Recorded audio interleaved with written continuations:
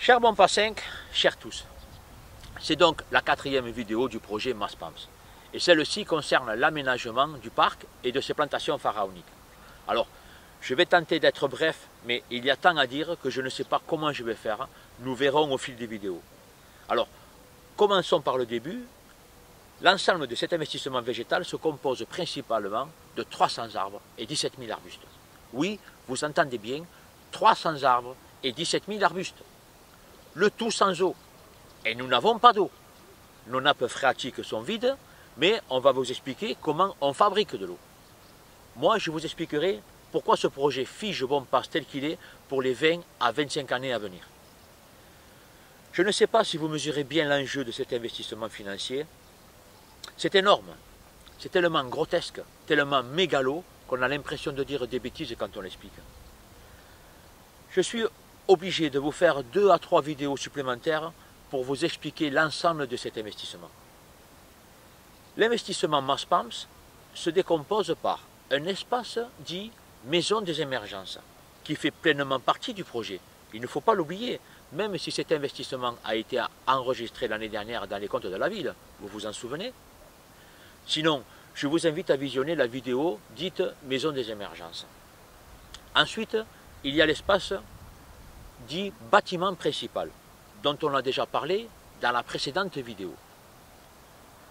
Ensuite, il y a l'espace dit du tiers-lieu, un espace dit placette du PAMS, un espace dit le maquis, un espace dit le potager ou jardin pédagogique, un espace dit pépinière, un espace dit l'amphithéâtre, un espace dit prairie 1, un espace dit prairie 2,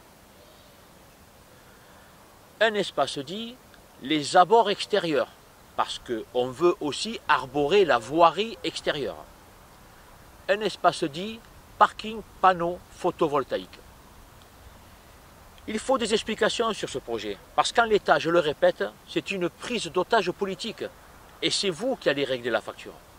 Alors, commençons par le tiers-lieu. C'est une terrasse aménagée sur le pourtour du bâtiment principal, réalisée en lame bois et attenant à la fameuse cuisine snack et au fameux café-bar. Cette terrasse est accolée à la maison des émergences et elle est ombragée par la plantation d'une vingtaine d'arbres. Et elle est aussi meublée de plusieurs tables et chaises.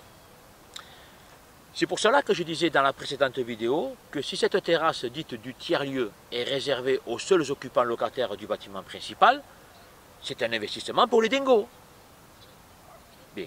Cette terrasse permet aussi d'accéder à la maison des émergences, qui se retrouve donc pleinement inclus dans le projet dit Maspams. Cet état de fait vient confirmer la manigance et la subtilité comptable d'inscrire dans le temps les différents investissements pour plusieurs millions d'euros de l'ensemble du projet Maspams. Continuons par la placette du PAMS. La placette du PAMS se trouve à environ 10 mètres du tiers-lieu. Là. La placette est aussi arborée et elle est aussi aménagée avec des bancs. On a donc des tables, des chaises et des bancs espacés par environ 10 à 20 mètres les uns des autres. Et on se demande pour qui on a envisagé ce projet. Et nous n'avons aucune information sur l'aménagement du sol pour pouvoir déambuler sur cette placette. Et nous n'avons aucune information sur les dimensions réelles de sa surface non plus. Et il faut donc des explications sur ce projet. Je finirai cette vidéo avec l'espace dit le maquis. Alors, le maquis est prévu à l'angle est-sud du Maspams. Nous n'avons pas d'informations sur sa surface ni sur la nature du sol.